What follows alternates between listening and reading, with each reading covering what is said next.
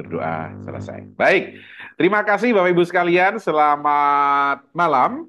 Salam sejahtera untuk kita semuanya, Bapak Ibu. Selamat Assalamualaikum malam, warahmatullahi Coach. wabarakatuh. Apa kabarnya Bapak Ibu? Yes. Gimana kabar Bapak Ibu? Aman? Semangat. Semangat. Wih, Pastor ya semangat. Wih, kalau kita tadi semangat. Pastor Salvo, wih, kamu masih semi, wih.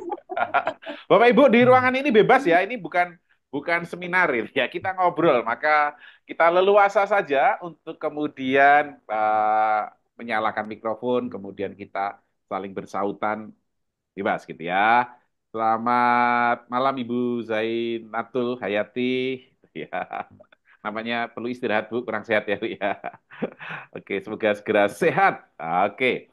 Baik, Bapak Ibu sekalian, salam kenal. Nama saya Agung, Bapak Ibu. Saya menjadi fasilitator pada kegiatan kita malam hari ini dan kegiatan kita ini sudah dimulai sejak bulan Desember, Bapak Ibu. Jadi mungkin sudah 2 bulan lebih. Biasanya yang memfasilitasi saya dan Coach Toto. Malam hari ini Coach Toto ada kegiatan dan beliau pamit dan menyampaikan salam untuk Bapak Ibu semuanya. Baik, Bapak Ibu sekalian, terima kasih yang sudah hadir dan yuk boleh jika memungkinkan Bapak Ibu boleh tulis di kolom chat. Oke. Siapa yang baru hadir pertama kali gitu ya? Kalau yang hadir pertama kali boleh ketik satu gitu ya, berarti hadir pertama kali. Maka kalau yang sudah lebih hadir dari pertama kali, maka boleh ketik apa ya? Oke, gak usah ketik lah berarti. Saya cek yang baru hadir pertama kali. Kak Dery, oke, terima kasih Kak Dery, selamat. Selamat malam, selamat berjumpa Kak Bismi juga baru datang pertama kali. Oke, terima kasih. Baik. 3 orang, satu lagi Kak Arsen. Oke, baru tiga orang ya. Baik, ini yang lainnya penghuni lama Kak, gitu ya, menyambut teman-teman sekalian. Di acara cangkiran kita, Bapak Ibu sekalian, yang pertama-tama sesuai dengan namanya, cangkiran itu berasal dari kata cangkir, Bapak Ibu. Maka pastikan Anda sudah membawa cangkir. Oke, tunjukkan cangkir Bapak Ibu yang belum ada. Oh. Kita perlu minum Bapak Ibu. Ayo Pastor Salvo mana cangkirnya? Akhirnya sahabat. Oh, cangkirnya sama ya. Iya, ini cangkir aduh oleh-oleh gitu dikasih orang. Oke, Udah Bapak Ibu oleh-oleh. berhak untuk minum kapanpun gitu ya. Oke, Pak Arsen sedang cari cangkir rupanya ya. Oke, Bapak Ibu, cangkiran itu asal katanya cangkir dan di budaya Jawa kadang-kadang nama benda itu ada singkatannya yang sebenarnya adalah sebuah makna, Bapak Ibu sekalian. Nah, cangkir itu dalam bahasa Jawa itu adalah akronim atau kependekan dari merancang pikir, gitu ya. Dalam bahasa Jawa, bahasa Jawanya nyancang pikir, gitu ya. Maka cangkiran itu diberi makna pertemuan kita untuk merancang pikiran kita, Bapak Ibu sekalian. Merancang pikiran untuk apa? Tentu saja merancang pikiran kita untuk memiliki atau mencapai tujuan. Nah, itu dia cangkiran, Bapak Ibu. Lalu dalam cangkiran apa yang kita obrolkan, Bapak Ibu? Jelas. Yang kita obrolkan adalah bagaimana kita merancang pikiran kita masing-masing untuk mencapai tujuan kita masing-masing. Maka metode yang akan digunakan itu namanya coaching Bapak Ibu. Nah, maka boleh saya bertanya di ruangan ini, siapa yang belum tahu coaching? Oh, oke, silahkan. Yang belum tahu coaching boleh melambaikan tangan. Oh, ada yang belum tahu Bapak Ibu? Oh, atau semuanya sudah tahu? Oke, baik Bapak Ibu. Nah, coaching ini Bapak Ibu sekalian, banyak sekali definisinya. Kalau Bapak Ibu googling gitu ya, maka akan ada banyak sekali definisi yang muncul terkait dengan coaching ini. Ada yang mengatakan coaching adalah kemitraan, ya, kolaborasi, kemudian adalah suatu teknik komunikasi. Banyak Bapak Ibu sekalian. Dan itu semuanya benar, Bapak Ibu sekalian, semua benar, definisi coaching itu benar. Dan bahkan di dunia olahraga, ya di dunia olahraga tadi saya ngobrol awal dengan Mas Nanda, beliau punya kenalan seorang coach pelatih sepak bola, gitu ya. Dan itu juga disebut sebagai coach.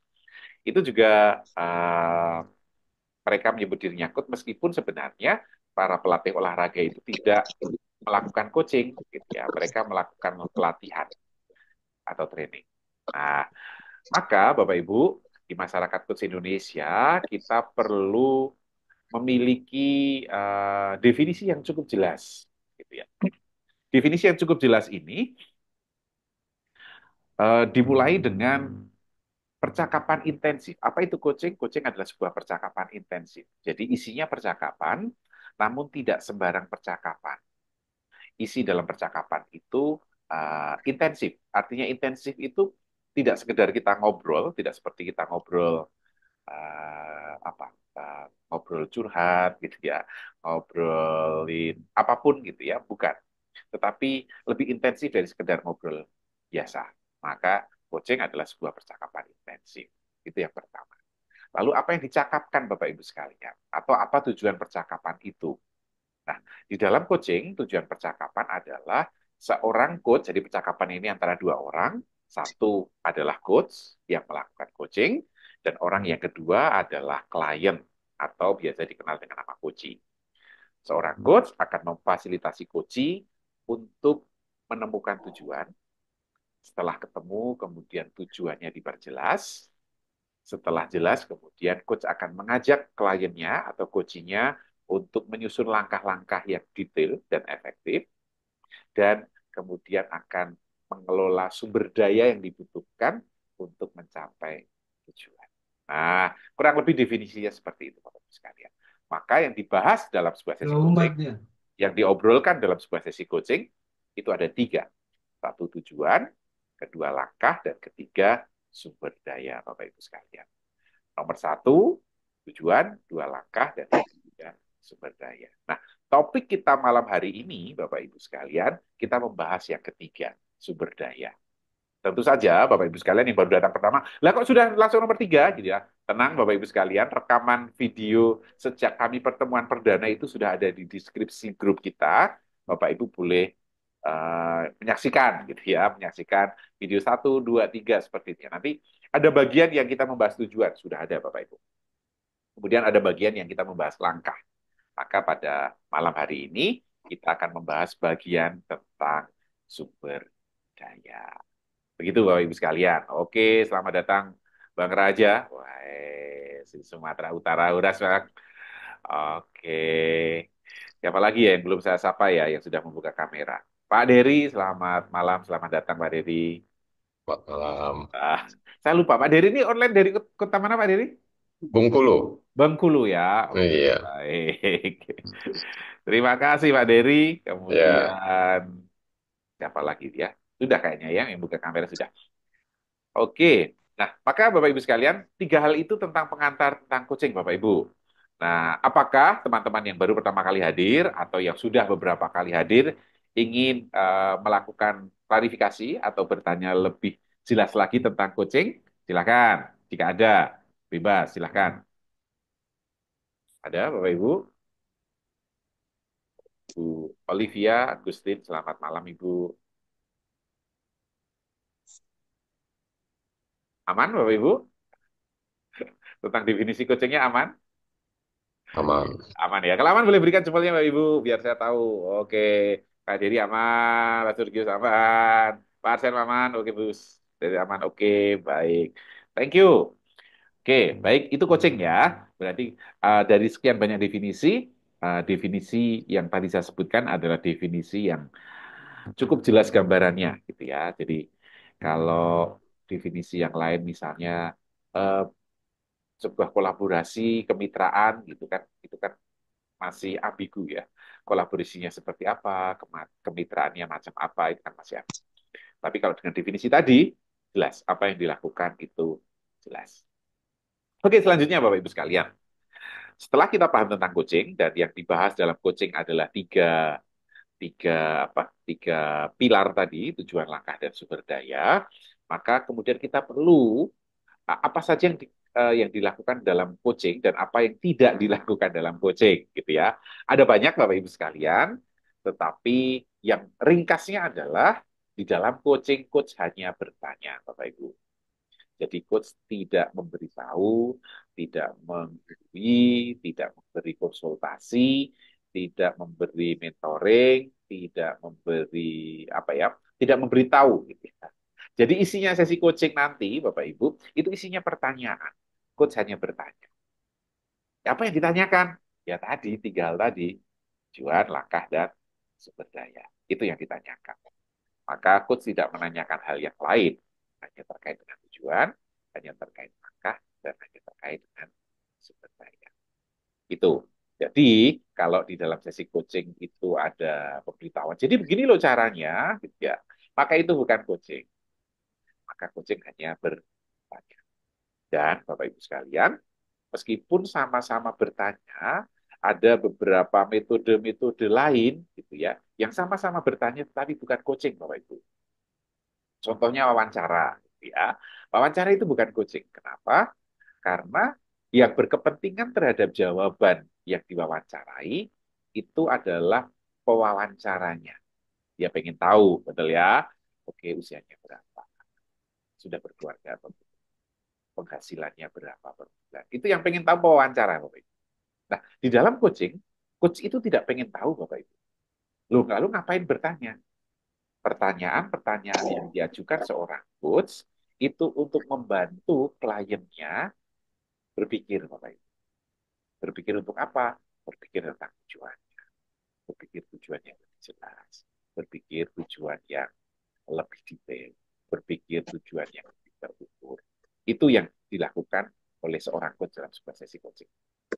Demikian Bapak Ibu. Jadi coach tidak pengen tahu dengan jawaban gitu ya. Jadi sering dalam sebuah kelas gitu ya, kelas lain yang lebih formal gitu ya, pesertanya nanya, "Coach, dari mana kita tahu bahwa yang disampaikan oleh kliennya itu benar?" Kan bisa jadi kliennya berbohong ya. Bapak Ibu, saya selalu mengatakan Bapak Ibu sekalian, ketika Anda melakukan coaching, Anda tidak berkepentingan terhadap jawaban itu benar atau tidak. Itu tidak ada kepentingannya Bapak Ibu, gitu ya. Karena kita hanya membantu klien kita, coach kita untuk berpikir. Bahkan Bapak Ibu sekalian, seorang coach itu tidak harus menguasai permasalahan atau yang materi yang dikoachingkan. Itu namanya konten. Jadi coach tidak berkepentingan atau bahkan tidak perlu menguasai isi isi konten sesi coaching. Jadi satu contoh misalnya ada seorang insinyur di sini, gitu ya. Kemudian dia minta coaching kepada saya. Saya seorang dokter, Bapak Ibu. Tentu saja saya tidak terlalu paham dengan dunia teknik yang insinyur itu kuasai. Namun saya tetap bisa mengcoaching. Kenapa? Karena saya akan berpegang kepada alur konteksnya. Apa tujuannya? Saya tahu caranya memperjelas tujuan. Meskipun saya tidak tahu isinya, Bapak Ibu. Saya juga akan bertanya kepada sang insinyur itu, bagaimana langkahnya. Mungkin dia akan menjelaskan langkah-langkah teknis yang tidak saya pahami. Tetapi tidak soal. Yang penting kliennya tahu. Demikian Bapak Ibu sekalian. Jadi seorang coach itu adalah ahli alur, ahli konteks. Sementara kontennya, isinya itu kita serahkan kepada kliennya. Karena klien yang lebih paham mengenai isinya, permasalahannya, kemudian tujuannya, langkah-langkahnya. Klien lebih paham. Kenapa klien lebih paham? Ya karena mereka yang mengalami Bapak Ibu. Maka klien menjadi lebih paham. Maka coach tidak harus ahli di bidang yang di-coachingkan atau tidak perlu ahli di bidang yang klien hendak minta coaching. Demikian Bapak Ibu sekalian. Maka siapapun Anda bisa mengcoaching siapapun Bapak Ibu. Ketika Anda tahu caranya mengcoaching. Demikian ya. Jadi seorang coach tidak harus, oh berarti saya harus ahli hukum ketika saya mengcoaching seorang ahli hukum. Tidak Bapak Ibu. Berarti saya harus ahli di bidang engineer ketika saya akan coaching seorang engineer. Tidak. Coach hanya ahli dalam alur atau dalam konteks. Maka jawaban-jawaban klien itu hanya membantu klien. Tidak perlu coachnya tahu. Bahkan ketika saya tidak tahu, saya tanyakan, apakah Anda tahu yang Anda katakan itu? Anda paham? Oh, saya paham. Sudah, itu sudah cukup bagi saya. Gitu ya. Saya nggak perlu mengerti. Begitu. Jadi ketika klien ekspresinya, oh ya saya paham, oke itu cukup. Bapak Ibu sekalian. Maka dengan hal yang sama, Bapak Ibu sekalian tidak perlu harus merasa, oke berarti saya kalau memang coaching pengusaha nggak bisa nih karena saya bukan pengusaha. Tidak, Bapak Ibu. Coach itu ahli dalam konteks dan klien ahli dalam konten. Oke, sampai di sini dulu Bapak Ibu sekalian. Angkat cangkir Anda, kita minum sama-sama dulu yo. Wah, oke. Oke, terima kasih. Oke, Bapak Ibu sekalian. Nah, kita sudah membahas tujuan Bapak Ibu. Dan tujuan itu kebanyakan dari kita, Bapak Ibu, dari orang Indonesia lah, atau kebanyakan dari klien-klien yang saya jumpai, itu mereka belum bisa membedakan antara angan-angan, gitu ya, antara angan-angan, antara impian, antara harapan dengan sebuah tujuan, Bapak Ibu. Jadi ketika saya bertanya dalam sebuah sesi coaching, apa tujuan Anda, gitu ya, kebanyakan dari mereka masih bercerita tentang harapannya, tentang angan-angannya, seperti itu, Bapak Ibu. Nah, maka pada sesi pengantar ini, Bapak Ibu, paling tidak Bapak Ibu hadir malam hari ini sudah tahu bedanya harapan, impian, angan-angan dengan tujuan, Bapak Ibu. Oke, sampai di sini Bapak Ibu. Siapa yang sudah tahu bedanya impian, angan-angan dengan tujuan? Yuk, berbagi. Silakan. Siapa yang sudah tahu? Silakan. Bulu kita ini kan udah sering ikut lah, berarti udah tahu bulu kita apa Bu bedanya impian, harapan, angan-angan dengan tujuan. Silakan. Kadang saya sendiri itu juga masih bingung ini antara harapan, impian, angan, dan tujuan. Oke. Tapi yang pasti, kalau impian atau harapan itu belum tentu bisa tercapai. Tapi kalau tujuan, memang yang dituju itu yang harus dicapai oleh seorang klien. Karena apa? Tujuan itu memiliki fondasi dengan adanya dia akan melakukan suatu rancangan atau mungkin kalau kita memiliki tujuan pasti kan ada program ke depannya ya, langkah-langkahnya yang kita lakukan gitu. Dari langkah-langkah itu mereka karena sudah tahu tujuannya, jadi dia kan contoh saja kalau yang masih SMP dia ingin menjadi seorang desainer ya. Nah, di situ mereka akan menginginkan tujuannya itu bisa tercapai dengan mengikuti langkah apa yang harus dilakukan oleh kliennya itu. Jadi di sini dia akan mengutarakan sendiri, kita hanya sebagai pendengar untuk apa klien kita, dia akan bercerita. Jadi saya harus seperti ini Bu, saya harus punya planning. Kalau saya nanti ingin jadi desainer, berarti saya harus bisa menguasai uh, teknik gambarnya. Terus di samping itu saya harus punya target. Kalau lulus dari SMP, setelah itu saya akan di SMK yang jurusan tata busana. Setelah itu eh, dia akan mengingin lagi untuk lebih ke jenjang yang selanjutnya. Tentunya di kuliah atau kuliah di UNESA yang jurusan tata busana juga. Nah, dia juga akan tahu bagaimana eh, dia harus mencapai tujuan yang diinginkan itu dengan step dengan langkah-langkahnya itu seperti itu. Tapi kalau harapan, mungkin harapan itu kadang hilang, impian itu juga kadang hilang. Nah itu karena apa? Tidak ada komitmen di sini. Kalau kita sudah menuju ke tujuan, di sini kita akan komitmen bagaimana kita itu bisa menuju ke arah tujuan kita yang akan kita capai. Seperti itu mungkin dari saya. Oke, terima kasih Bu Kitasari. Wah, kita membahas tujuan dan Bu Kitasari menerangkannya bahkan sampai langkah itu ya. Keren Bu. Baik. Sebentar, sebelum kita kita bahas, saya komentari Bapak Ibu ada pertanyaan dari Bu Olivia gitu ya, Bu Olivia Agustin. Mungkin mikrofonnya boleh dinyalakan Bu. Bu Olivia online Iya, dari mana Ibu? saya di Tangerang. Oh, di Tangerang ya. Oke. Iya. Baik. Pernah hadir dalam acara cangkiran ini Bu? Belum, tapi pertama yang itu coach yang webinar itu loh yang kemarin. Oh ya kemarin ya, yang hari Ya, Senin ya, udah ya minggu yang sebelumnya ya. oh minggu Yang sebelumnya. Oke, baik. Terima kasih Bu Olivia. Baik, Bapak Ibu sekalian, ada yang mau cerita? Apa Bu Olivia bertanya di kolom chat, apa bedanya coaching dengan konseling? Betul ya Bu ya? iya, karena dulu Oke, kuliahnya kan konseling. ya. Apa bedanya Eh gitu ya? tuh dengerin coach itu waktu kan itu kan sama dengan bertanya gitu kan. Mm-mm. Nah, konseling dulu juga saya belajarnya ya bertanya dan klien yang akhirnya eh, memutuskan dan melihat tujuannya gitu kan. Oke, nah ini Eh, menarik nih, karena kita langsung bertemu dengan konselor. Baik Bu, nah kalau ini juga ada Mas Risna dari juga psikologi gitu ya. Baik Bu, kalau dalam konseling Bu, apa yang dibahas Bu dalam konseling Bu? eh, Kadang ada masalah. Mungkin ada masalah belum. ya, mungkin. Tapi kita tanya Ya, Bu Olivia. Bu Olivia apa Bu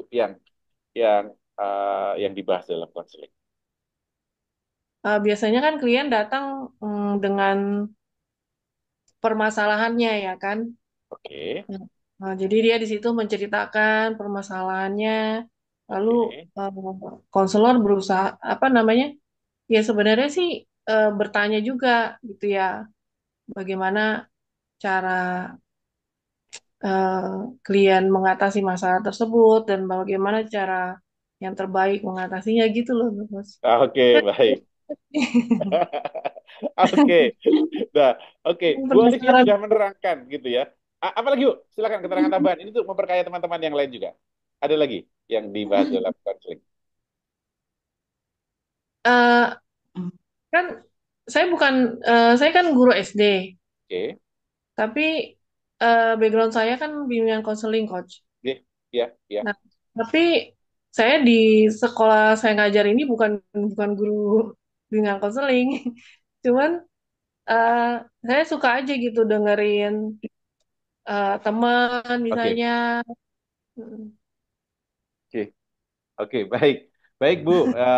Tadi Bu Olivia justru menyampaikan dengan jelas gitu ya bahwa dalam konseling klien yang datang itu membahas mengenai permasalahannya. Betul ya Bu ya? Iya, Betul. Nah, dalam coaching tidak Bu.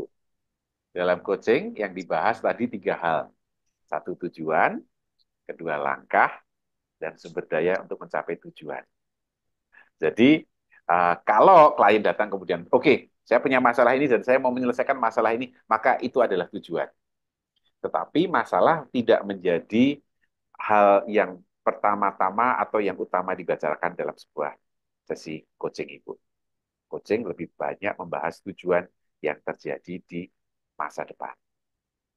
Bagaimana detailnya seperti apa, kemudian bagaimana langkah-langkahnya. Itu yang dibahas dalam sesi coaching. Konseling itu lebih banyak membahas masalah yang terjadi di saat ini atau yang terjadi di masa lalu. Sehingga kemudian pertanyaannya akan menggali kan Bu biasanya Bu ya. Menggali permasalahannya seperti apa, kapan munculnya, apa penyebabnya, dan sebagainya gitu Bu ya. Nah, maka titik beratnya berbeda Bu. Meskipun sama-sama keduanya membutuhkan keahlian untuk mendukung, keahlian untuk mendengarkan, dan keahlian untuk bertanya. Namun berbeda dalam hal tadi, bahwa dalam coaching, coach hanya bertanya. Coach tidak memberitahu, tidak mendiagnosa, tidak memberi solusi. Begitu Bu kira-kira, Bu Olivia. Apakah oke, sudah melihat bedanya dengan konseling atau malah, oh ini malah mirip ini. Gimana Bu? Silakan Bu. enggak, udah ngerti coach. Sudah Iya. ngerti. Oke, baik Bu. Ini lumrah kok, maksudnya Bu Olivia. Orang nanya gini gitu. Karena dalam kelas-kelas coaching saya gitu ya, orang itu masih bertanyanya seperti Bu Olivia, mengira coaching itu mirip konseling. Jadi tanya gini, saya di sekolah saya itu banyak yang bermasalah coach, gitu ya. Saya mau coaching mereka. Oh gitu Bu. Jadi mengira coaching itu untuk menyelesaikan masalah gitu ya. Itu betul, memang coaching bisa untuk menyelesaikan masalah. Namun kan yang datang itu kan klien ya, yang oh saya punya masalah ini coach, saya mau tujuan saya adalah keluar dari masalah itu kan klien. Tetapi dari cerita saya tadi, Bu, itu kan yang menuduh punya masalah dalam tanda kutip menuduhnya kan coachnya ya. Oh ini orang-orang ini bermasalah nih gitu ya. Saya coaching supaya mereka tidak bermasalah gitu kan. Padahal yang sering terjadi Bapak Ibu sekalian, orang-orang yang kita anggap bermasalah itu sebenarnya mereka tidak merasa bermasalah gitu kan.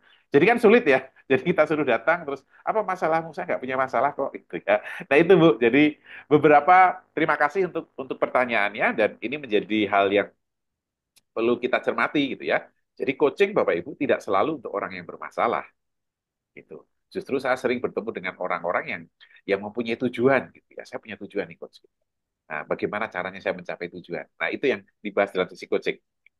Nah, kalau orang datang dengan, oh saya punya masalah ini gitu ya, ya sudah gitu tetap saya coaching. Nah, tujuanmu apa gitu kan? Tetapi saya tidak menggali seperti Bu, seperti konseling tadi. Oke, jadi masalahnya seperti apa? Apa yang dulu pernah dialami gitu ya? Penyebabnya kira-kira apa gitu. Itu gitu ya kurang lebih ya bayangan saya gitu. Karena saya mendapatkan sedikit tentang konseling di ilmu jiwa gitu ya, akan lebih menggali ke belakang. Coach lebih banyak menata ke depan. Kurang lebih begitu, Bu. Ada komentar, Bu Ali? Iya, Atau? makasih Coach. Oke, baik. Maka keren ya kalau kalau kalau konselor bisa mengcoaching gitu ya. Karena lebih mudah konselor belajar coaching daripada coach belajar konselor gitu ya. Iya. Oke. Baik, kita lanjut ya. Baik, tadi Bu Lukitasari menjelaskan tentang bahwa kalau punya tujuan itu berarti punya komitmen, punya langkah-langkah detail, gitu ya. Oke, itu keren dan idealnya seperti itu, Bapak Ibu. Namun dalam coaching kan kita baru bahas tujuan nih, Bu. Kita belum bahas langkah, gitu ya. Jadi apa syaratnya tujuan menjadi tujuan, gitu ya. Ibu tadi sudah, wah, Ibu sudah jelaskan langkahnya, gitu ya. Oke, syarat untuk menjadi tujuan ini keren ini yang jawab di sini Kak Kamila ya. Kak Kamila. Kak Kamila ini kalau nggak salah yang di Dia Iswara itu Kak, Kak Kamila dari Depok, betul Kak? Kak Kamila? Betul Ada? Pak, Oh betul betul ya. betul. Tapi Oke. saya sambil makan malam soalnya. Oh, so iyalah. Jangan dibuka Bu, nanti kita gagal fokus gitu ya. Kita cuma bawa cangkir, Ibu bawa piring dan mangkok gitu ya. Oke, baik. Seperti yang disampaikan oleh Bu Kamila di dalam kolom chat bahwa Ibu, bedanya antara impian, angan-angan, keinginan gitu ya, dengan sebuah tujuan. Nah, tadi ketika Bu Lukitasari menceritakan, oh, muridnya saya ingin menjadi desainer gitu ya. Itu bisa jadi masih berupa keinginan, angan-angan Keinginan. dan harapan, belum menjadi tujuan. Nah, syarat tujuan itu pertama detail, Bapak Ibu sekali. Semakin detail sebuah tujuan, maka semakin mudah diraih. Sederhana saja Bapak Ibu. Kalau Bapak Ibu suka belanja online gitu ya, kan ditanya alamatnya. Maka alamat itu perlu detail Bapak Ibu supaya barangnya bisa sampai ke tempat Anda. Itu tujuan. Maka syarat pertama sebuah tujuan itu harus detail. Kalau belum detail, maka perlu didetailkan. Maka tujuan, oke mau jadi desainer. Oke, desainer apa? Betul ya? Pertama harus detail. Kemudian yang kedua, tujuan tersebut Bapak Ibu sekalian perlu ada ukurannya, bisa diukur atau ada buktinya. Apa buktinya sudah menjadi desainer? Ya. Atau apa ukurannya Anda sudah menjadi desainer? Nah, ukuran ini Bapak Ibu sekalian itu klien yang menentukan, bukan kita, bukan coachnya. Jadi kalau klien mengatakan, oke tujuan saya, ukuran saya menjadi desainer itu adalah saya bisa mendesain sebuah baju misalnya dan jadi gitu ya. Ya sudah itu ukuran desainernya dia gitu ya. Wah masa cuma mendesain baju doang, yang baju yang mewah dong, yang mahal dong. Nah itu pikirannya coach gitu ya. Maka kita coachnya menyingkirkan pikirannya dan kemudian menyerahkan pada klien. Apa ukurannya desainer menurut Anda? Gitu. Terus selanjutnya, yang pertama, yang kedua bisa diukur Bapak Ibu. Jadi yang satu detail, yang kedua bisa diukur. Kalau kemudian klien mengatakan saya mau sehat, gitu ya, apa ukurannya sehat? Gitu. Dan Bapak Ibu sekalian, ukuran sehat itu biarkan klien yang menentukan sendiri. Jangan kemudian Bapak Ibu uh, menyuruh dia Google gitu ya. Ukuran kesehatan misalnya kemudian ya, oh berarti kolesterol sekian, lingkar perut sekian, itu enggak Bapak Ibu, tidak. Biarkan klien yang menentukan sendiri pilihan dari apa pikiran dari pilihan ukurannya itu biarkan klien yang menentukan, Bapak Ibu. Dan ya, coach setuju dengan ukuran itu. Jadi kalau seorang klien mengatakan, oke saya mau kaya, kemudian coach bertanya, oke apa ukuran kaya menurut Anda? Ketika dia bisa mengatakan, saya bisa makan 3 kali sehari, coach, gitu ya. Ya sudah, gitu. Berarti memang ukuran klien kaya ya makan 3 kali sehari. Maka kalau makannya baru 2 kali, belum kaya, gitu ya. Kalau makannya sudah 4 kali sehari, oh berarti sudah melampaui kekayaan. Begitu Bapak Ibu sekalian ya. Jadi dalam coaching, coach mengakui pemikirannya klien, mengakui perasaannya klien, ucapannya klien, dan tindak laku klien. Coach mengakui itu.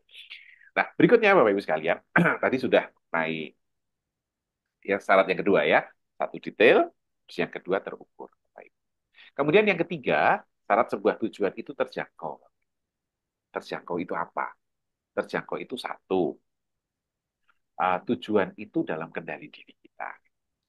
Oke, memang tidak semua tujuan dalam kendali diri kita, tetapi paling tidak langkah-langkahnya itu dalam kendali diri kita. Saya mau turun berat badan, misalnya. Ya, saya tidak tahu bisa turun atau tidak, gitu kan? Saya tidak bisa memastikan. Tetapi untuk mengatur apa yang masuk ke mulut saya, maksudnya diet, terus mengatur bagaimana cara saya olahraga, itu dalam kendali saya. Maka tujuan itu namanya terjangkau, Bapak Ibu. Apa syaratnya tujuan yang tidak terjangkau? Itu ketika, Bapak Ibu, tujuan Anda itu di luar kendali diri Anda dan dalam kendali orang lain. Contohnya apa, Bapak Ibu? Contohnya ketika misalnya tujuan saya, Bapak Ibu, adalah saya naik gaji, gitu ya. Gaji saya naik 100% bulan depan, gitu kan? Maka kemudian pertanyaannya, apakah Anda memiliki kendali untuk menaikkan gaji Anda? Kalau tidak, Bapak Ibu, maka jelas tujuan itu berada di luar kendali Anda, Bapak Ibu. Oke, tujuannya di luar kendali. Nah, maka kita tidak bisa membuat sebuah tujuan yang di luar kendali kita. Begitu juga kita tidak bisa membuat tujuan untuk orang lain, Bapak Ibu. Saya mau anak saya sukses, ya itu tidak bisa. Saya mau pasangan saya mencintai saya, itu juga tidak bisa. Karena tujuannya bukan dalam kendali. Yang kita pastikan tujuan dalam kendali. Berikutnya, syarat bahwa tujuan itu terjangkau adalah apakah kita punya kemampuan untuk mencapai tujuan. Tapi kabar baiknya adalah kalau kita belum punya, nah itu nanti kita bahas pada coaching resourcing ini, kalau kita belum punya kemampuan, kita bisa mencari tahu kemampuan apa yang dibutuhkan untuk mencapai tujuan. Ketika saya ingin turun berat badan 10 kilo, kemampuan apa yang saya butuhkan? Oh, kemampuan untuk diet ya, secara benar. Saya tahu nggak? Nggak tahu. Jadi apa yang harus saya lakukan? Saya konsultasi ke ahli gizi misalnya, saya konsultasi ke nutrisionis. Kita tahu caranya, Bapak. Kita tahu caranya mencari kemampuan itu. Maka itu juga yang nanti Bapak Ibu bisa tanyakan kepada muridnya, kepada pasangannya, kepada siapapun yang merasa saya nggak mampu, Bu, gitu ya. Ya kita tanya, memangnya kemampuan apa sih yang dibutuhkan, gitu kan? Kalau dia bisa menyebutkan kemampuan apa yang dibutuhkan, maka pertanyaan selanjutnya adalah di mana kamu bisa mendapatkan kemampuan itu atau bagaimana caranya kamu bisa mendapatkan kemampuan itu. Begitu. Jadi syarat yang ketiga adalah terjangkau. Jadi yang satu detail, kedua terukur, ketiga terjangkau. Syarat yang keempat, Bapak Ibu sekalian, maka tujuan itu harus terhubung dengan diri Anda. Terhubung itu apa? Terhubung itu artinya tujuan Anda penting bagi diri Anda, Bapak Ibu.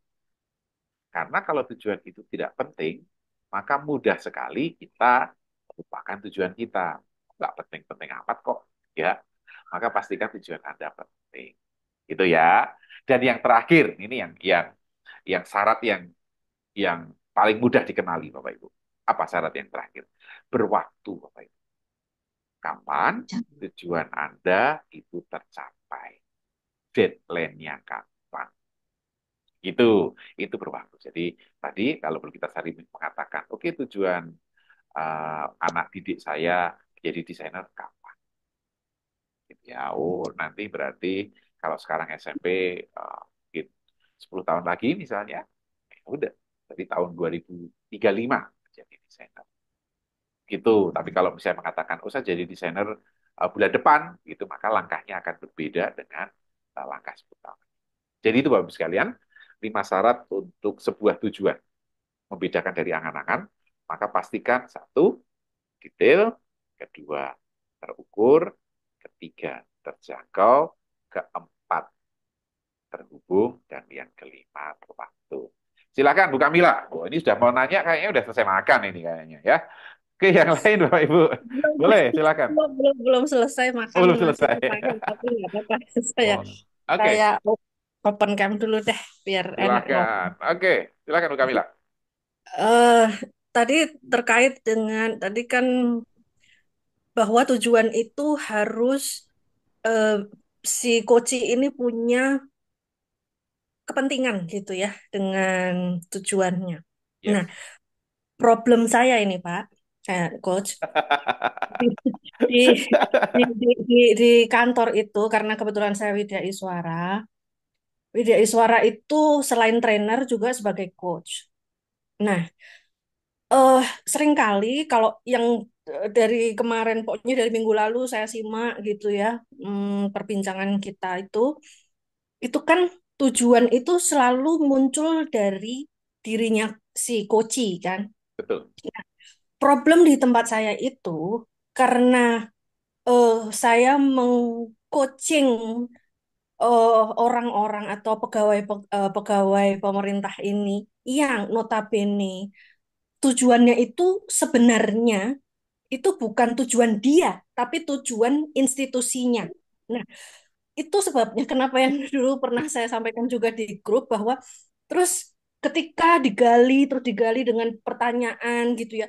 Kadang-kadang ya cuman satu dua sih, tapi disitulah hati saya tergerak gitu ya. Kok kadang saya merasa bersalah kalau saya ninggalin satu orang ini yang masih bengong aja ditanya malah ngeliatin jendela sambil bengong gitu kan. Ya itu satu dua aja, tapi itu memantik rasa penasaran saya gitu. Ingin memberdayakan dia. Ini contohnya gini Pak, Coach. Apa namanya? Dia itu sebenarnya orang lapangan gitu ya. Yang biasa tuh pokoknya dia tidak terbiasa suatu hal yang instruksional dan lain-lain yang itu pokoknya ya tahu sendiri orang lapangan itu seperti apa ya di bagian pengawasan gitu ya. Itu sehingga ketika dia diminta untuk mengaspirasikan tujuan dia itu ya bingung ya, jujur aja yang tadi yang saya sampaikan tujuannya itu adalah sebenarnya tujuan kementerian bukan tujuan dia pribadi gitu ya itu kan ya. Nah itu bagaimana itu coach tipsnya supaya yang seperti itu jadi sejak saya coaching 2014 sampai dengan sekarang sudah 10 tahun ya setiap angkatan pelatihan yang yang ada sesi coachingnya itu selalu ada aja orang seperti itu, entah itu satu atau dua gitu ya. Satu angkatan tuh sekitar 10 coach yang harus saya coaching. Nah, kalau saya harus memperhatikan hanya dia, sementara yang 9 lain keteter, itu ya kasihan juga gitu. Itu tipsnya gimana, coach aku?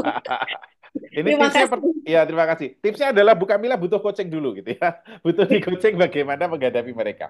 Tapi menarik Bu bahwa memang sebagai saya paham betul yang Ibu jalani gitu. Ketika kita mengcoaching orang yang bukan dalam dalam keinginannya sendiri. Dan ini sering terjadi Bapak Ibu. Misalnya Bapak Ibu guru yang guru mau mengcoaching muridnya gitu ya.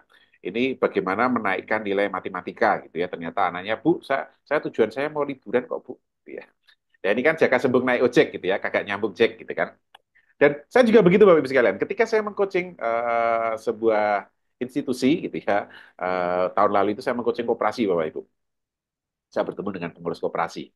Nah, bayangkan kalau pengurus koperasinya itu tujuannya tidak selaras dengan yang digariskan koperasi gitu kan. Terus sama kayak Bu Kamila tadi kan, oh tujuan saya bukan itu kok gitu kan. Nah, maka Bu Kamila yang pertama kita perlu memberi batasan ya dalam coaching namanya framing. Kita perlu memberi batasan.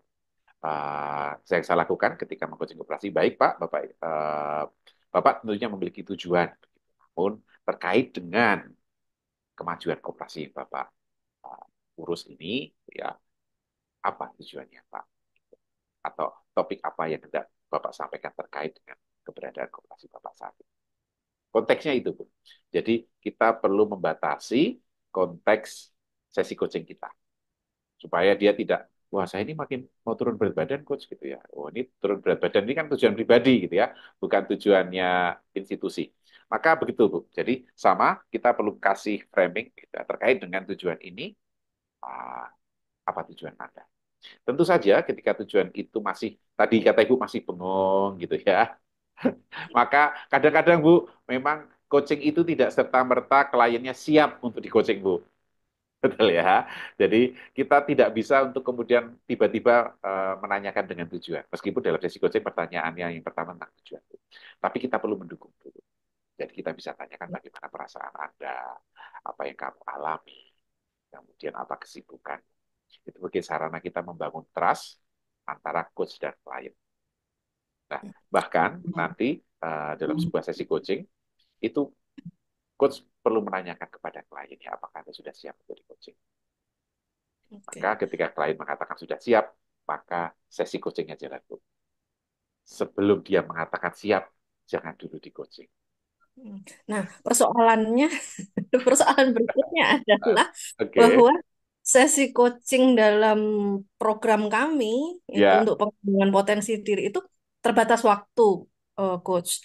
Jadi tidak setiap saat itu, walaupun saya terbuka gitu ya, setiap saat boleh menghubungi saya untuk coaching gitu, tetapi pada kenyataannya karena mereka sangat sibuk ya gitu, karena berhubungan harus membuat kebijakan ini itu gitu, sehingga hanya memiliki waktu sesi coaching di jadwal yang sudah ditentukan Ditentukan. gitu. Jadi mereka Oke, nyari-nyari seperti itu.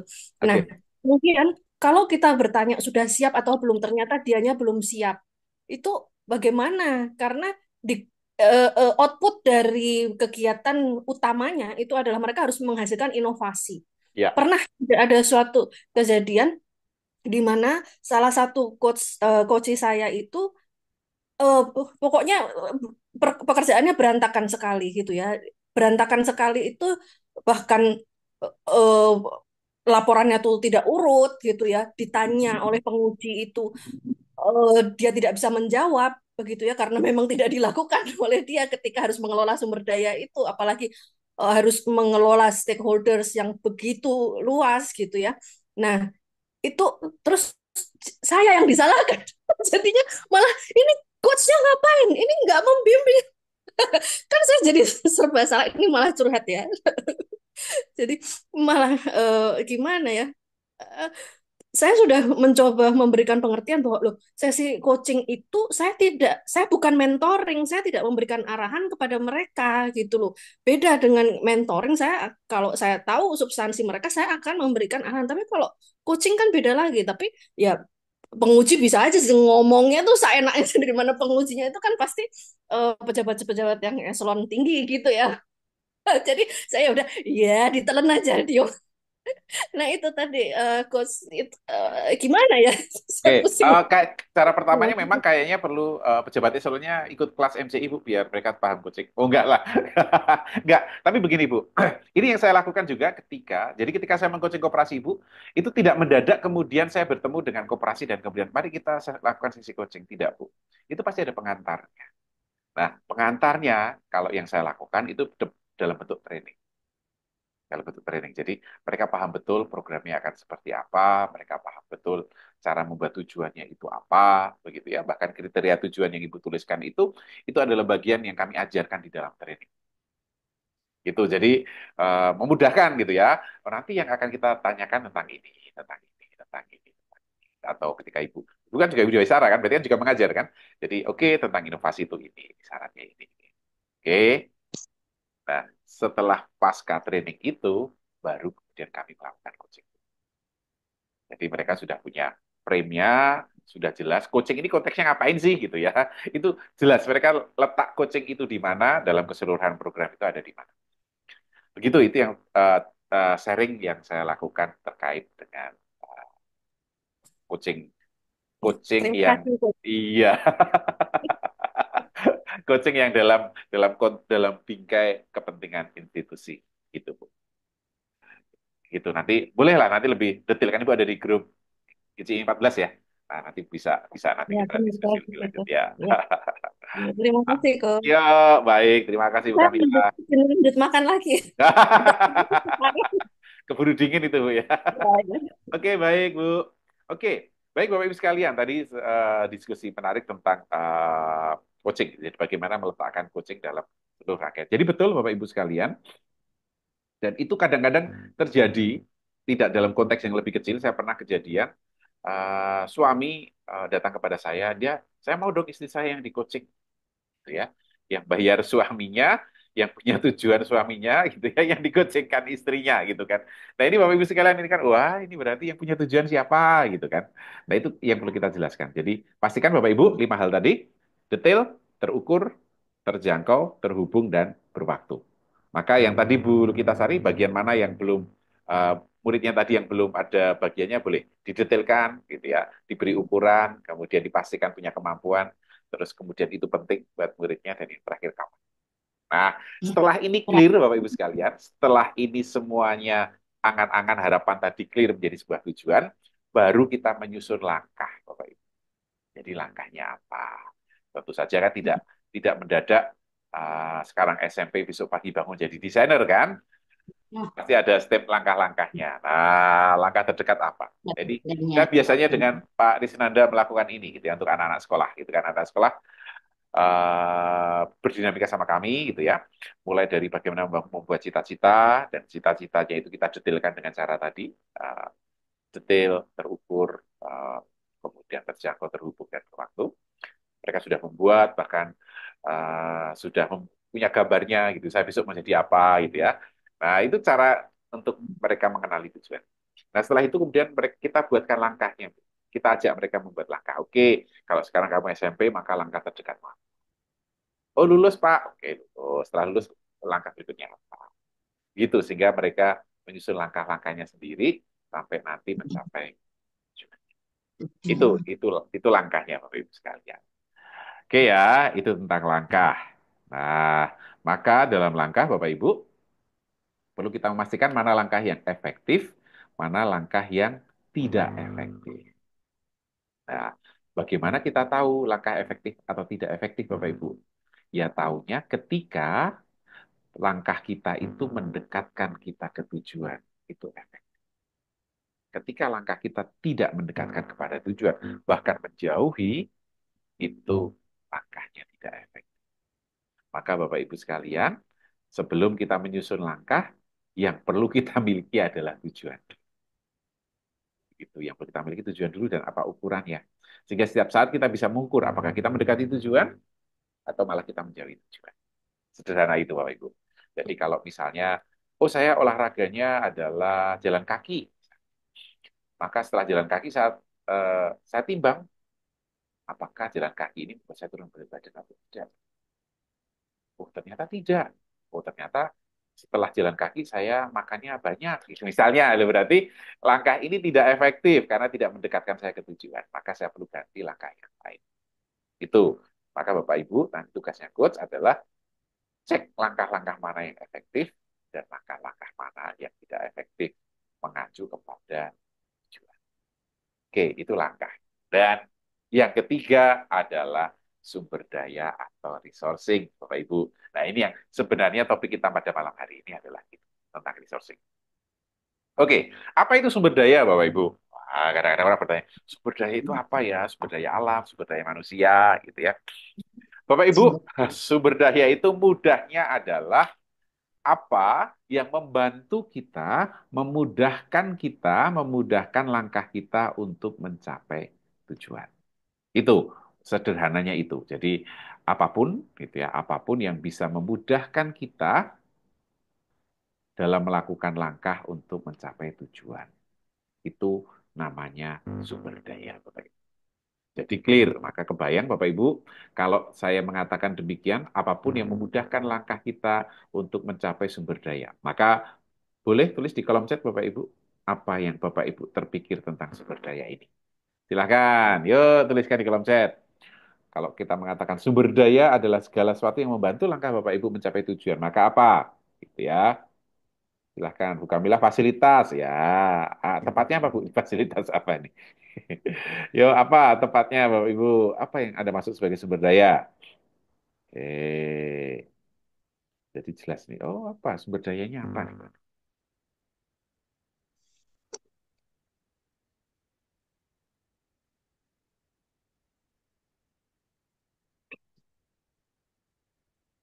Oke, Bapak Ibu sekalian, sambil Bapak Ibu menuliskan apa itu sumber daya, begitu ya. Ada beberapa hal yang diyakini oleh seorang coach tentang sumber daya itu. Yang pertama, bahwa sumber daya itu bahwa semua orang sudah memiliki sumber daya yang mereka butuhkan untuk mencapai tujuan. Coach percaya itu. Jadi semua orang itu sudah memiliki sumber daya yang dibutuhkan untuk mencapai tujuan. Loh, kalau saya tidak tahu kok sumber dayanya apa, gitu ya. Ya kita tinggal bertanya, memangnya apa yang Anda butuhkan? Oh, saya butuh bisa olahraga. Oke, jadi apa yang Anda butuhkan untuk Anda bisa olahraga? Maka dia akan tahu menemukan caranya untuk mendapatkan sumber daya itu. Betul ya? Oh, kalau gitu saya butuh pelatih olahraga. Ya, pelatih olahraga itu adalah sumber daya Anda. Anda tahu di mana mendapatkan pelatih olahraga? Oh, tahu di sini. Nah, itu Bapak Ibu. Sehingga semua orang itu sudah memiliki sumber daya yang dibutuhkan. Hanya kadang-kadang dia tidak tahu kemana ya mencari sumber daya ini ya. Ya, maka tugas coach adalah memastikan para klien memiliki sumber daya. Oke, Kak Balia dari Banyuwangi. Kak Balia ini juga batch 14 kalau nggak salah ya. Menuliskan semangat, energi, betul. Itu juga sumber daya kita. Gitu ya. Waktu, kemampuan, kebiasaan, betul. Cara kita berpikir itu juga sumber daya gitu ya. Kalau Coach Toto itu selalu bilang bahwa kita itu dikaruniai tubuh yang sempurna gitu ya, dikaruniai pikiran yang apa? Pikiran yang lengkap ya, jadi harus jiwa yang suci gitu ya. Saya ingat gitu, Coach Toto selalu mengatakan demikian. Ya, itu adalah sumber daya Bapak Ibu sekalian. Baik yang sudah kita miliki ataupun belum kita miliki itu semua sumber daya. Maka sumber daya itu ada sejak dulu, artinya masa lalu kita itu ada sumber daya di sana, ada yang saat ini, itu sumber daya kita saat ini, dan ada sumber daya yang perlu kita cari terlebih dahulu di masa depan. Jadi sumber daya itu rentangnya masa lalu, masa kini, dan masa depan. Itu sumber daya, resourcing.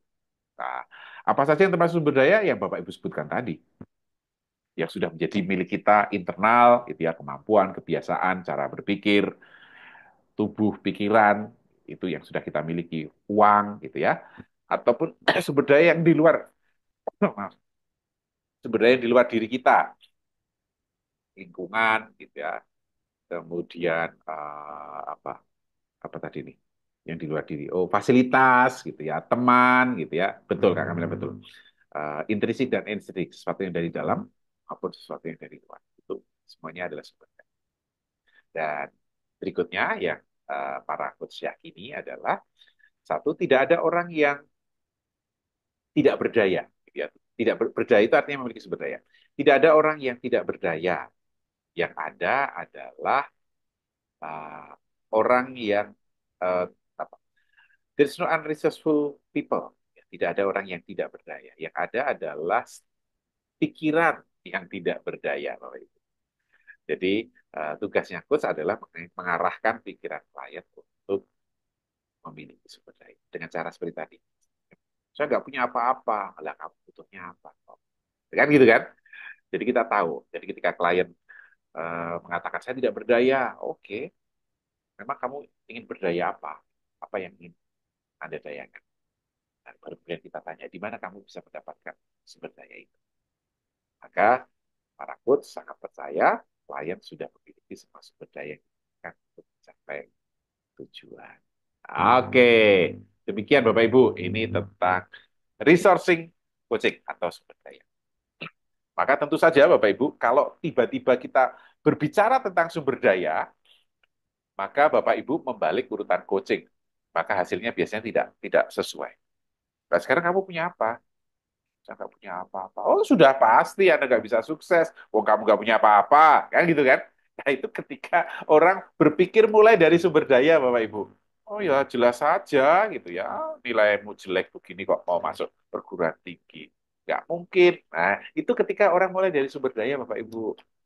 Ya, saya nggak punya apa-apa ya, Pak. Kayaknya nggak mungkin sukses. Itu ketika orang cara berpikirnya mulai dari sumber daya. Maka, Bapak Ibu sekalian, mari kita sadari, dalam coaching, tiga pilar itu kita bahas pertama-tama adalah tujuan dulu. Yang kedua baru langkah, dan yang ketiga baru sumber daya. Jangan dibalik, Bapak Ibu. Karena kalau kita mulai dari sumber daya, yang terjadi seperti tadi. Sudah punya apa-apa. Gitu ya. Maka mulai dari tujuan, karena setelah tahu tujuan, kita tahu langkah untuk mencapai tujuan. Dan ketika kita tahu langkah, kita tahu sumber daya apa yang dibutuhkan untuk memudahkan langkah kita mencapai tujuan. Oke, Bapak Ibu sekalian. Sampai di sini dulu. Yuk, gantian. Ada yang mau ditanyakan atau ada yang mau berbagi, ada yang mau diskusi, saya persilahkan. Yuk, boleh di refill. Ada, Bapak Ibu? Ada pertanyaan? Aman? Aman nih kayaknya.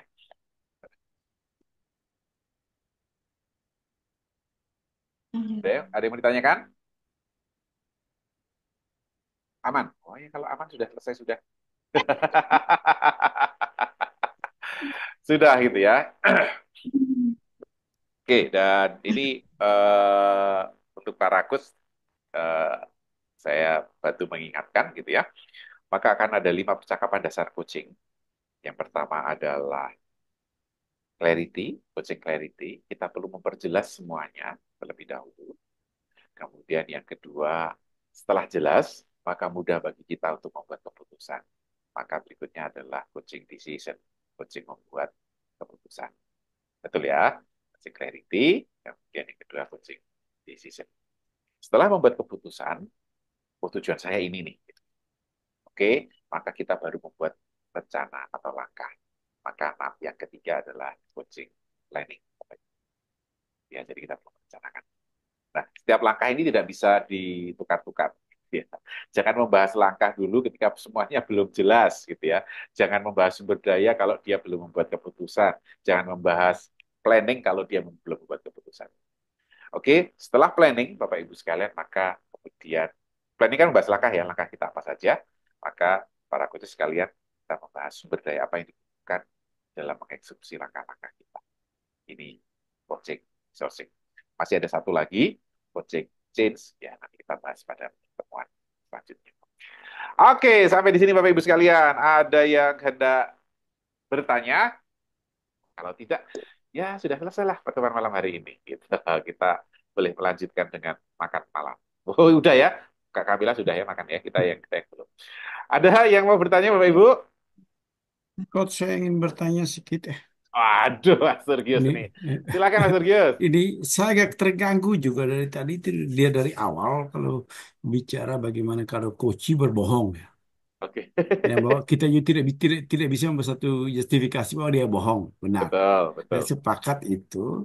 Dan bahwa de facto sesudah itu misalnya konkret tadi dalam hubungan juga dengan institusi tujuan institusi Betul. yang tadi ya disampaikan oleh Ibu Kamila ya.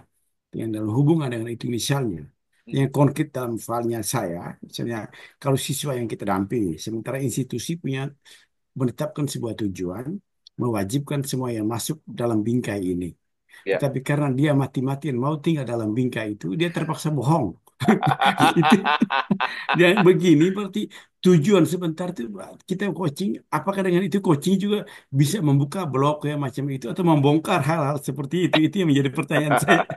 Terima kasih coach. Wah, ini kisah nyata nih Mas Sergius ini ya. Baik, Coach. Ketika dalam coaching tadi, konteksnya kan tadi kalau tidak salah yang saya pahami bahwa Coach Gus menanyakan bahwa bagaimana kalau kemudian kita bingkai gitu kan, dan kemudian klien karena merasa tidak punya tujuan dia ingin keluar dari bingkai, tapi karena sudah dibingkai maka terpaksa dia berbohong untuk tetap masuk Ya, dalam bingkai. Begitu ya, Coach Gus ya? ya, benar demikian. Oke, oke, Coach. Disinilah kemudian ketika seorang coach perlu memiliki keterampilan mendengar, Coach. Mendengar dalam konteks tidak sekedar apa kata-kata yang terucap, ya, tetapi setiap ekspresi komunikasi yang muncul, gitu ya, Hmm. pikiran, kemudian ekspresi, intonasi, gitu kan, intonasi, kemudian gestur, gitu kan. Nah, maka uh, dalam mendeteksi kebohongannya Coach Toto itu ya, saya juga pernah belajar, Coach Gius. Itu juga dalam bentuk pertanyaan, Coach.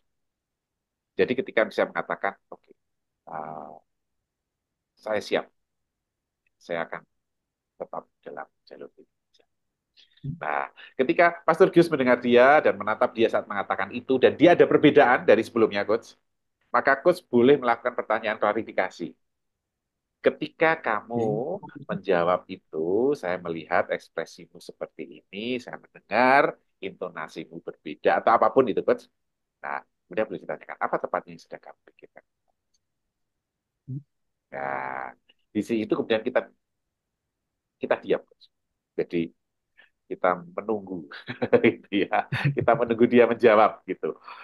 Menunggu respon. Iya, menunggu respon, gitu. Karena biasanya orang berbohong itu tidak nyaman dengan keheningan itu. Ya, nah itu. Tapi ini tetap dalam konteks coaching coach gitu ya. Kita tidak JPA gitu kan. Tetapi saya melihat, mendengar dan merasakan verbal kata-kata yang tadi ada ucapkan. Maksudnya, ya kata-kata yang kamu ucapkan itu berbeda dengan ekspresi, intonasi dan ini gitu. Itu ada di Coach Gius, ada yang mengenali pola itu kan. Misalnya gitu ya, setiap kali Anda mengatakan iya, kenapa tangan Anda menggaruk gitu ya? Sebenarnya apa yang seperti itu Coach Gius, seperti itu. Jadi ya sudah, kalau dia mengatakan nggak ada apa-apa sih, kan? Oh, oke. Ya sudah gitu kan. Kita tidak berkepentingan untuk membuktikan kebohongan itu dalam konteks coaching, Coach. Gitu ya. Dan selanjutnya kan kita bisa evaluasi kan. Oke, dari coaching yang kemarin ada seperti ini, kemudian yang terjadi seperti ini, bukan apa tepatnya yang kita pikirkan, rasakan. Nah, itu Coach. Saya rasa ketika, ini perasaan ya, ketika kita mendukung seseorang, maka seseorang akan lebih mudah terbuka. Dan sepanjang pengetahuan saya, Coach, gitu ya, saya tahu, saya mempelajari ilmu bagaimana ketika orang berbohong, gitu ya, Coach ya. Meskipun demikian, saya itu tidak bisa berbohong kepada pasangan saya, gitu ya. Dia tahu, ya itu kalau sudut bibirnya sudah begitu, ini mau bohong, gitu dia begitu. Jadi ternyata memang ekspresi visual itu lebih sulit dikendalikan, Coach. Jadi kalau kita bisa berbohong secara verbal, kata-kata, gitu, tapi intonasi, ekspresi itu kesulitan untuk dimanipulasi. Gitu. Begitukah, Coach Gius? Terima kasih, Coach.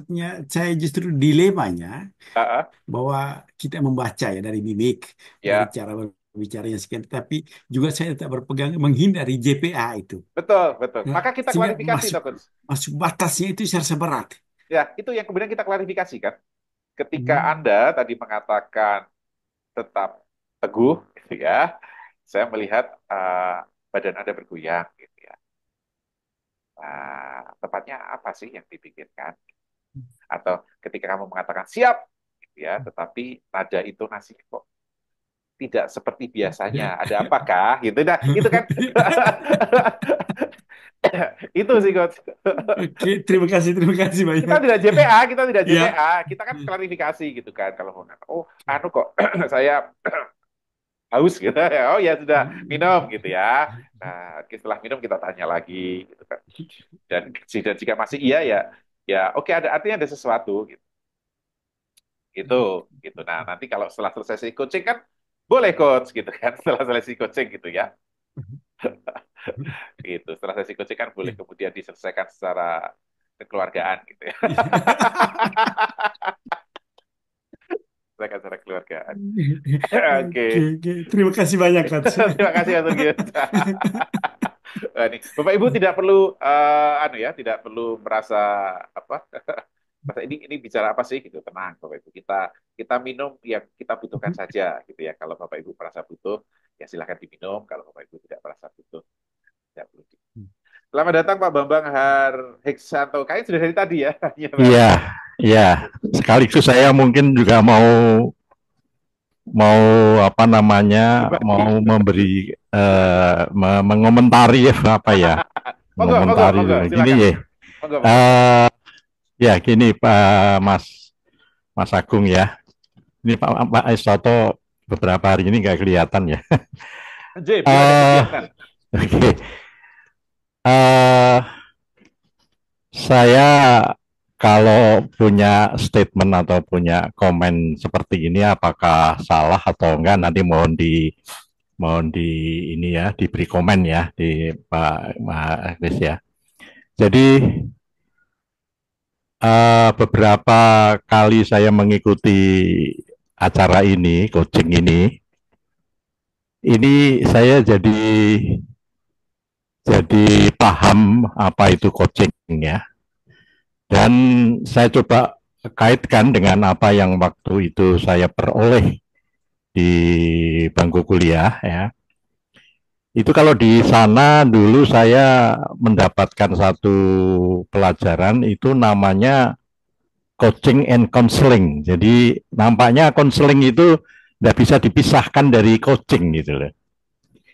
Karena hanya tujuannya mungkin yang mungkin berbeda. Kalau coaching itu memfasilitasi lebih ke sana, tetapi kalau konseling atau seorang konselor itu lebih memotivasi barangkali lebih memotivasi gitu. Tetapi saya sebagai konselor itu kalau mau memotivasi tidak ujuk-ujuk mendorong atau memfasilitasi kan, pasti juga ada apa namanya pengantarnya dulu ya mirip-mirip pengantarnya itu dengan apa yang kita lakukan sebagai seorang coaching sebetulnya sebagai seorang coach.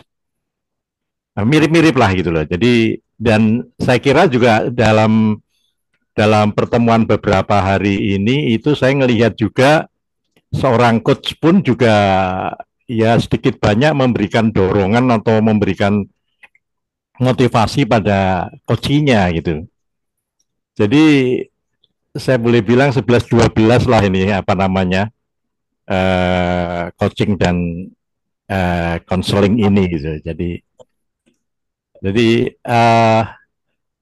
apakah seperti itu coach? Yang saya ngerasakan seperti itu gitu loh. Saya ngerasakan seperti itu karena saya masih praktek sebagai seorang konselor sekarang ya, walaupun ya nggak terlalu ini ya, tetapi saya coba lakukan itu sekarang ini ya dengan perpaduan dengan antara coaching dan konseling akhirnya gitu loh, karena saya tahu saya paham sekali sekarang ini dengan coaching itu langkah-langkahnya dan juga apa mekanismenya. Jadi ya saya coba padukan, tapi dan ya apa namanya menurut saya dari sudut konselor atau dari sudut coach itu ya akan lebih baik gitu loh, karena lebih lengkap dan lain sebagainya gitu loh, langkahnya itu juga mungkin lebih valid atau apa gitu loh. Gimana Coach Agung? Komentar Anda, mohon maaf ini ya. Wah, ini saya kualat nih mengomentari Pak Bambang. Enggak juga. Enggak, Pak ya. Bambang itu di Jakarta kah? Atau di mana? Di Jakarta, tapi saya dulu kuliah di Jogja, di Oh, Fakultas nggak. Psikologi, Wih, mantap luar GM biasa. ya. Jadi Agama sekarang juga. juga Wah, masih ini sedikit ini. demi sedikit masih Nah, memberi konseling, tapi apa namanya nirlaba lah gitu. keren, Pada keren, keren Pak gereja, Bambang. pada teman-teman Di, dan di, lain di, di. sebagainya gitu. Seperti itu Baik. Pak Sagung. Matur nuwun Pak Bambang. Ini mencerahkan gitu ya, mencerahkan saya dan sekaligus meneguhkan bahwa tadi yang disampaikan Pak Bambang. Jadi kalau tidak salah ada dua aja yang perasaannya Pak Bambang bahwa 11-12 konseling dan coaching. Kemudian bahwa memberi motivasi itu tidak ujuk-ujuk langsung ya kamu bisa Betul. mungkin begitu sih. Saya setuju dan sepakat dengan Pak Bambang. Jadi dalam segala hal tadi di di konseling gitu ya, itu memang ada bagian coachingnya, Pak. Ada bagian yang dimana bertanya, kemudian menghormati kliennya, pendapat klien dan sebagainya. Itu adalah bagian dari coaching. Betul. Dan maka tadi saya matur ke siapa tadi ya, Kak Kamila tadi, bahwa lebih mudah seorang konselor belajar coaching. Gitu. Karena konselor itu kan paham konteks kontennya nih, Pak Bambang kalau tidak salah ya. Betul. Jadi Ya, ya. paham betul permasalahannya klien begitu Ya. ya, apa yang terjadi, apa yang diomongkan itu kan konselor paham betul. Coach kan tidak. Coach kan tidak harus selalu paham dengan konten yang dibicarakan. Nah, Ya. maka dalam sisi konseling saya setuju memang kemudian ada bagian coachingnya. Nah, Ya. namun lebih sulit kalau seorang coaching harus belajar konseling gitu ya. Oh Berapa iya, tahun, Pak ya? Nah, harus 7 tahun, Pak. ada 7 tahun ya gitu. Nah, maka dalam konteks tadi Pak, coaching itu memang tetap berfokus pada konteksnya, Pak. Jadi Ya. konteksnya kalau kalau membahas tujuan, tujuannya diperjelas, ya. Kalau membahas langkah, langkahnya didetailkan. Soal isi langkahnya bagaimana, itu biar divalidasi oleh kliennya sendiri. Nah, dan itu kalau di konseling kan tidak ya, Pak ya. Kan Ya. Bapak pasti ada dasarnya gitu kan. Oh, Ya. langkahnya ini tidak ini. Nah, itu yang kemudian seorang coach tidak tidak apa ya, sebaiknya tidak masuk ke ranah itu. Hmm. Karena kita tetap setia pada konteksnya gitu, tidak masuk ke dalam ranah konten. Maka saya katakan kalau seorang coach melakukan coaching gitu ya, ada tidak perlu masuk terlalu dalam dalam kontennya gitu ya. Ya. Gitu. Nah, Ya, kalau jadi saya terima kasih ini, saya ngikut di apa, forum coaching ini melengkapi saya gitu loh, betul, betul, melengkapi betul.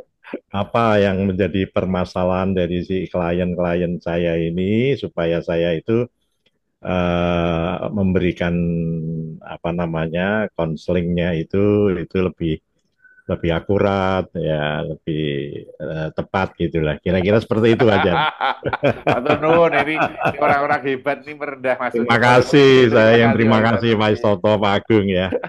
Matur nuwun, matur nuwun. Iya, iya, Terima iya. kasih. Baik. Terima kasih Pak Isanto ya. Wah, nanti kalau rawuh-rawuh boleh memberi ini loh Pak, memberi insight ke kita gitu ya. Oh ya, ya, iya, iya, iya. Bu Is di Malang, saya lanjutkan. Bu Is tanya, Kus, kalau ingin mengcoaching anak PAUD, yang di-coaching anaknya apa ortunya? Ini menarik nih. Nah, yang butuh coaching siapa Bu Is? Yang butuh coaching orang tuanya atau anaknya? Silakan Bu Is, boleh dinyalakan mikrofonnya. Iya, terima kasih ya Coach ya. Misalkan kita mau mengcoaching anak PAUD.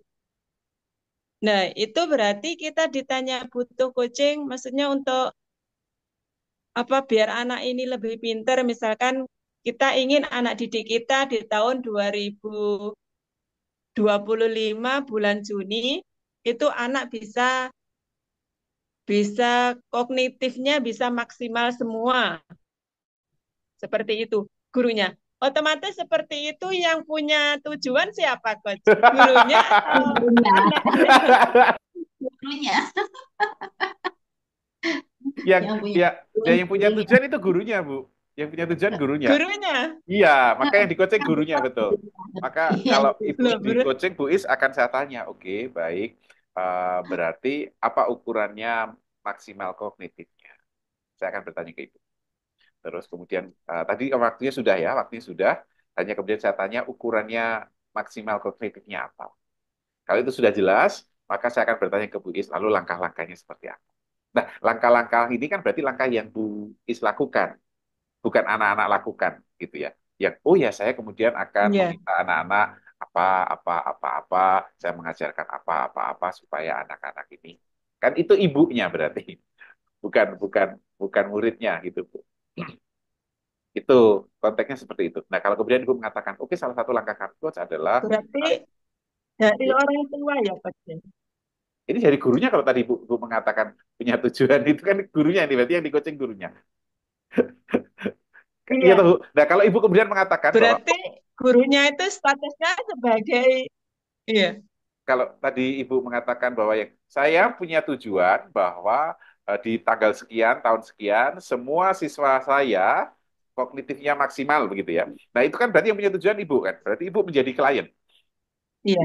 Ibu itu jadi klien kan. Nah, Iya. maka kemudian tadi Oh. pertanyaan coachingnya Terus akan seperti yang yang tadi. Nah, coachnya siapa?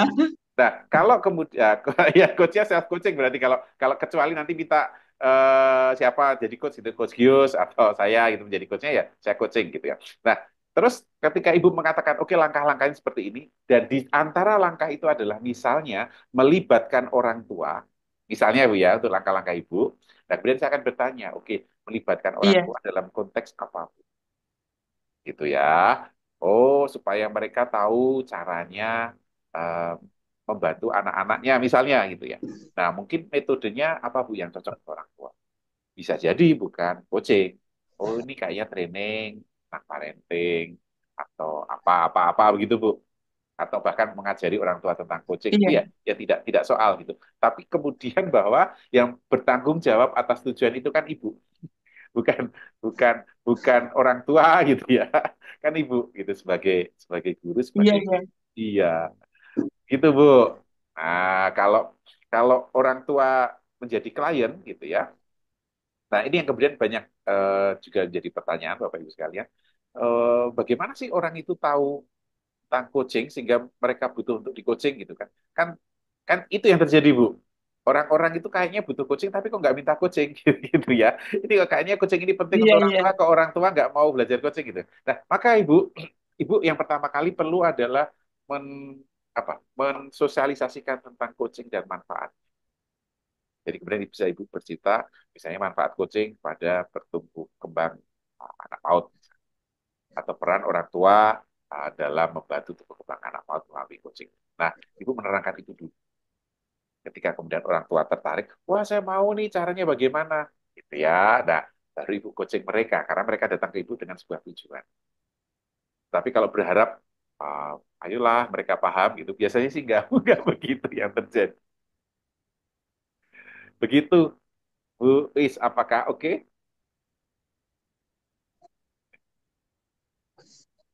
Oke, paham, Coach. Terima kasih, Coach, Ya, jawabannya. Terima kasih. Nanti bisa dilanjutkan. Oke. Wah, Bapak Ibu sekalian sudah hampir jam 9. Wah, nggak terasa nih obrolan kita ya. Oke, wah, terima kasih Bapak Ibu yang hadir, Bu Is. Terima kasih untuk pertanyaannya. Kemudian Pak Bambang, terima kasih untuk pengayaannya, gitu ya.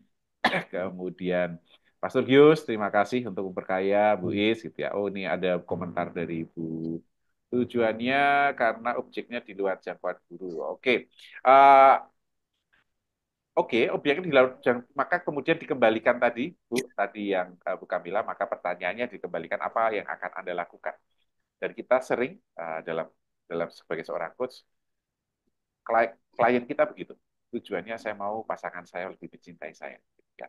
Maka kalau Anda seorang coach, gitu ya, apalagi coach profesional yang dibayar, gitu ya, masa Anda menolak bayaran itu dengan mengatakan, oh nggak bisa dikocengkan, gitu kan? Nggak kan? Maka kemudian, oke, baik tujuannya Anda adalah pasangan Anda semakin mencintai Anda. Betul ya?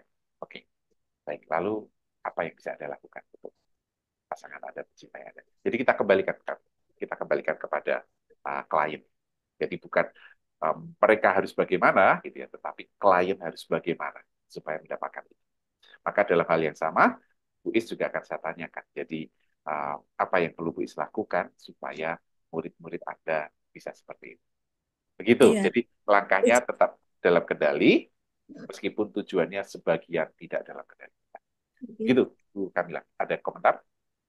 Ya, tapi kalau yang dituju tadi adalah anak PAUD kan belum bisa mikir sendiri, ditanya Iya, coach. iya. Konteksnya nanti saya membayangkan bahwa kemudian Bu Is akan memiliki program-program untuk membantu anak-anak itu. Begitu. Kendali kita sebatas itu. Gitu. Jadi dan juga Bu Kamila jangan membayangkan kalau mengcoaching anak PAUD itu, oke nak, ibu mau melakukan coaching kepadamu. Coaching adalah sebuah percakapan intensif antara ibu dengan kamu. Saya akan memfasilitasi kamu untuk menemukan langkah tujuan dan tentu tidak seperti itu coachingnya. Jadi coaching untuk anak-anak usia dini sebatas dengan alam pikiran mereka dan biasanya merupakan percakapan berbasis coaching, belum sebuah sesi coaching. Gitu. Jadi mulai dengan mau makan apa, mau belajar apa, seperti itu.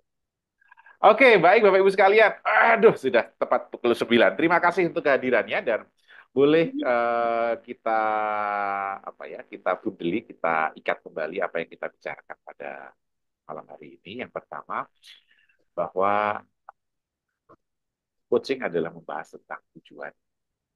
tentang langkah dan tentang sumber daya. Kita mulai dengan tujuan terlebih dulu, kemudian langkah-langkahnya, baru kemudian sumber daya. Maka untuk mendapatkan hasil yang optimal, maka kita mulai dengan langkah seperti itu. Jangan dibalik mulai dari sumber daya, atau bahkan mulai dari langkah dulu. Ya. Kita perlu tujuan yang jelas, dan syarat tujuan ada 5, Bapak Ibu sekalian. 1, detail. Kedua, terukur. Ketiga, terjangkau. Keempat, terhubung. Dan yang terakhir, berwaktu. Maka pastikan tujuan ini menjadi konkret, tidak sekedar menjadi sebuah harapan dan angan-angan, tetapi konkret.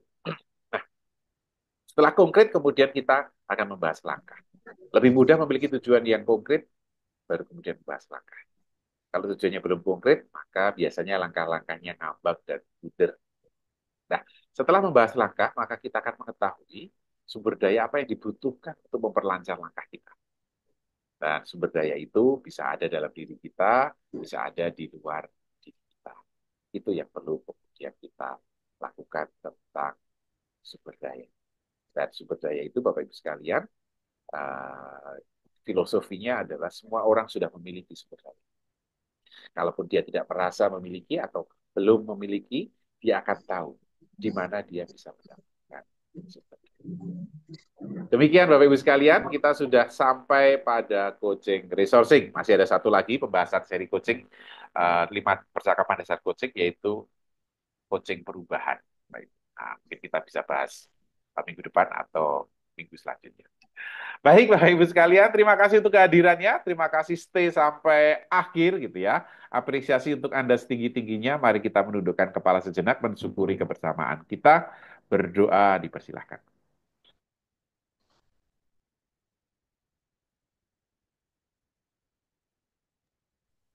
Berdoa selesai. Baik Bapak Ibu sekalian, saya tutup perjumpaan cangkiran pada malam hari ini. Semoga Anda selalu sehat, selalu berkelimpahan dan dalam berkat Tuhan. Akhir kata, wassalamualaikum warahmatullahi wabarakatuh. Oke Bapak Ibu sekalian.